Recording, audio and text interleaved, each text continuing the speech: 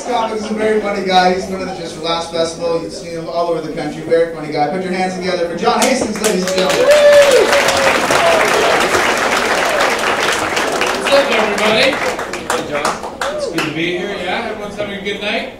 Yeah. Wow, just fucking into it, eh, guys? Holy Lord, that was there a death? Are you guys still upset that she's not swallowing? What's going on?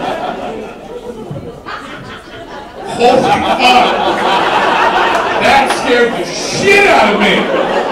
What happened, for those of you who didn't see it, is I made a remark about how she said she doesn't swallow, which we all took to mean that when someone jizzes in her mouth, she doesn't swallow said jizz, she either spits it out on the fellow's face or in the sink. And she heard me sing, and then she hit her friend, and then just looked at me and went, ha ha ha ha ha! Call the cops.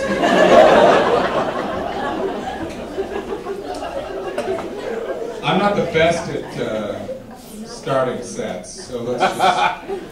Thank you. That was the king of show business right there. Let's just get into it. A lot of you are looking at me and you're thinking, where do I know him from? I recognize him from somewhere. Is it from television or movies? No. I've never been on television. I was in a Swiss Chalet commercial, but I was cut from it because they said I ate chicken awkwardly. You know you've reached a weird point in your life where someone says, you know, when you eat our food, we don't want to eat food anymore. So you're just not going to be shown eating food. If you can figure out how to just drink smoothies, that'd be way better for us. Because you didn't even use any utensils, you just dipped it, skin and all in the dip, and shoved it in your mouth, and two goes, burped, and then screamed, I swallow! And then you laughed. That was an amazing callback that you guys did not appreciate. I didn't write that end part. I made it up just now, using my brain and talents. But you guys recognize me for a specific reason. A lot of you are going, is it from my dreams? Yeah.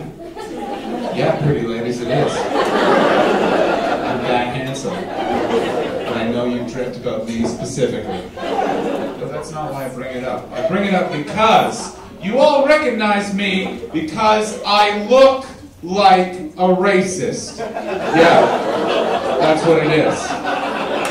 Yeah. More importantly, I look like a perfect racist. I'm 6'4", I have horribly pale white skin, deep blue eyes, and blonde eyebrows so translucent they cannot be seen by the naked eye. I look like a Ku Klux Klan uniform come to life to vote conservative. How are you? I need to borrow some lumber. I gotta run an errand. You don't know what he's doing. He could be building a shed. He's not, though. And I get mistaken for being a racist all the time. I'm not a racist, I have to say that, but I do get mistaken for being a racist constantly. And I know what you're thinking. You're thinking, usually when a white guy says, I'm not a racist, that's countdown to the phrase Jews being said. And then we all leave the dinner party. I'm mistaken for being a racist all the time. It happened most recently in San Francisco. I was standing in front of the airport with my bags, waiting for a cab to go in the city, and a police officer approached me and said, hey buddy, where are you going? At which point I thought, well, I'm standing at a cab stand in front of an airport with luggage. This fucker's never making detective. I then decided to respond to his query. I said, I'm off to San Francisco. And he said, oh, that's good. Yeah. Don't go to Oakland. That's where San Francisco keeps its black people. And then he gave me one of these and walked away whistling. I died a little bit inside, but then I realized he needed to tell me that. And I was the best person to receive this hateful, horrible comment, because I'm a white man in my 20s. You can't offend me. My life's fucking great. So there he was all day in the bowels of the San Francisco airport. Who am I going to offend today? Who am I? That Korean lady? Nah, I got her yesterday. That Mexican fella? I don't speak Mexican. Oh look, it's Hitler's wet dream. He'll get a kick out of this one for suresy worsies. So, I saw the best thing ever. The best thing ever, John? Yeah. And now I'm not going to talk about it. No, I am. You fucked up. I saw the best thing ever. Drop the mic, walk the fuck out. I was in London, England. I was in a part of London called Soho. And Soho is where Londoners go to get fucking real. Most of London's very calm. There's statues, people like cheers in the teacups. And then you go to Soho, and it's like strip clubs. And not even with clever names. They're called like Pussy, and that's it. What do you have here? What do you fucking think we have here? And just like bars that are open all night. It's a nutty part of town. And I was walking through there in the middle of the afternoon, 3 o'clock in the afternoon, and there was a man, drunk, standing in the middle of the street, holding a beer and a shot glass, or glass, because glass. Sounds like I forgot how to pronounce the word midway through. And he's dancing to a song that only he can hear. At which point, a police officer riding a horse trotted up to him, and he said, "Sir, there is no drinking in the street." At which point, the drunk man turned, saw the horse, and said, "You can talk?" Cop on top of the horse said, "No, I'm up here." He looked to the sky and said, "Is that you, Jesus?" The cop got off the horse and arrested him. And while he was lying in the street, he turned to the horse again and said, "Why didn't you fucking warn me, man? I thought we were friends." Imagine that guy's story the next day. "Why were you in jail last night, Pete?" "Because that fucking horse. And Jesus didn't warn me." I got yelled at by a drug dealer. Let's talk about it. I was living in Montreal at the time, and it was 4 o'clock in the morning, and me and a friend had brought girls back to my apartment. I was sick, because you know what that means. We were going to try and fuck them there. Girls in Montreal swallow, right, ladies? I will keep calling back to that, and it will stop being funny very soon. So we're there, it's 4 a.m., we're having like our post-bar cocktails, so just remnants of alcohol I cobbled together from my cupboard. So we're having like cooking sherry and olive oil with bits of apple and bacon bits floating in there. It's called the Hastings. We're drinking that, and one of the girls goes, "You know what would make this night even better? Why don't we buy a bunch of cocaine?" Now I, at that point, never done cocaine or bought it, but I am a positive person, so I said, "Yeah, sure, let's try it." So we called the drug dealer. The drug dealer says, "I'm on my way." So I made the call. So my friend was going to go down and buy the drugs. That was our deal, because neither one of us wanted to go and meet the coke dealer, because coke dealers sound scary. They dress in leather jackets like Vaughn has. Hey! You made that controversial in your head. They speak with Russian accents and show you stuff in jars. Like the last guy who didn't pay me, well, this is all that's left of him. I don't like it.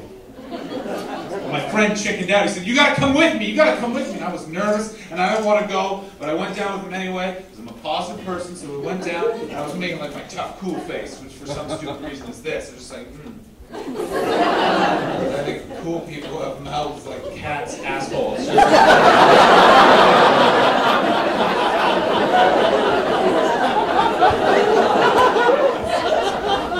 my friend gets in the front seat of the car, I get in the back of the car, and the drug dealer is talking to my friend, and at which point out of nowhere he just turns on the interior lights of the car and goes, "Hey man, why are you so nervous?" At which point I vomited and said, "I don't feel nervous anymore." Something I learned. You still get to buy drugs, even if you vomit on the drug dealer's car. They need to be more discerning in their client base.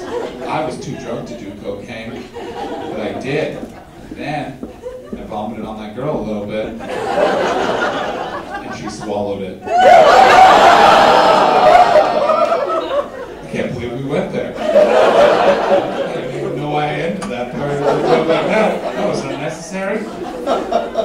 gotten very negative, hasn't it, everybody? What do you think, math teacher? Yes, thank you. 1 plus swallow joke equals downer scent. Let's be positive. It's a negative world we live in. Let's be a little positive. Here's a little positive message for you. Guys, I'm going to tell you something right now. It's going to put smiles on all your faces. Yeah. Right now in China, you can get breakfast at McDonald's any time of the day. A lot of you are smiling. You didn't even realize you were. Now think about this. Right now the world's on the brink of economic collapse. Countries all over the planet can't afford to pay for essential services, and one of the ways they can infuse money into their economy is they can borrow money from China, because China doesn't pay for any of its workers, so it's just got a bunch of cash lying around. But let's say they can't pay back China that loan, and the allotted time China's given them. Well, that means that China takes control of their country, effectively taking control of their country, which means that China, in a sweeping-like motion, can take control of the entire planet without firing a bullet or putting a troop on the ground. One of the world's worst human rights violating dictatorships could become the world's only superpower without draining any of its resources in a costly war, basically enslaving us in its evil dictatorship. And when that happens, everybody, we will get breakfast at McDonald's anytime we want. Ba, ba, ba, ba, ba! I'm loving it!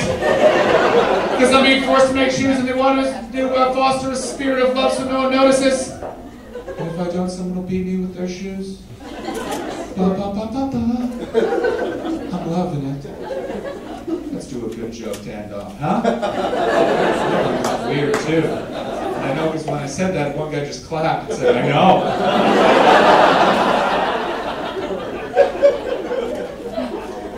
Thank you for being a good crowd. Yeah.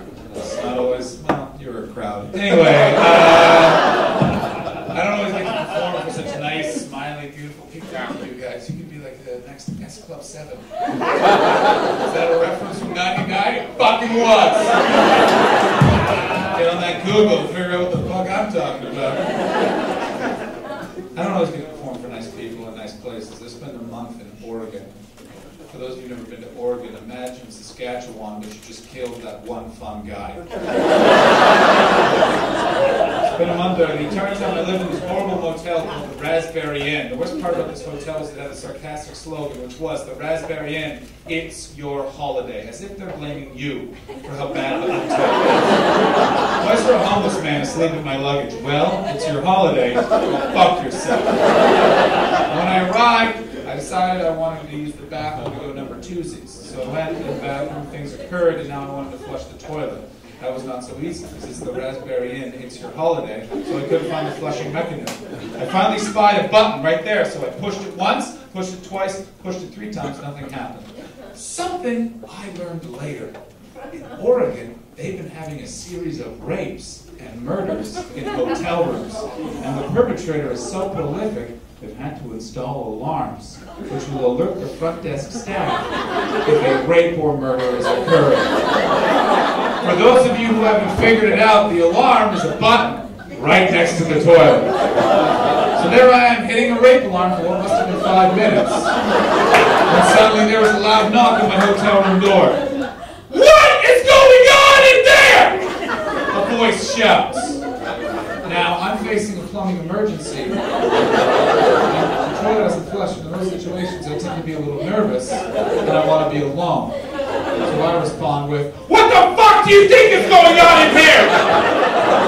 At which point he responds, well, sir, you should stop it. I didn't know what that meant at the time, so I just responded with, well, I can't stop once I've started. I'm a man. At which point I stood up and the toilet flushed automatically.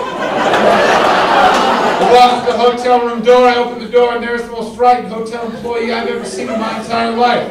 He's looking up at me with eyes that were dewy. He says, sir, I don't know how to say this, so I'm just going to say it. Did you just rape someone? And I don't know why, but I responded with, well, it's my holiday. Thank you very much, everybody. Thanks again.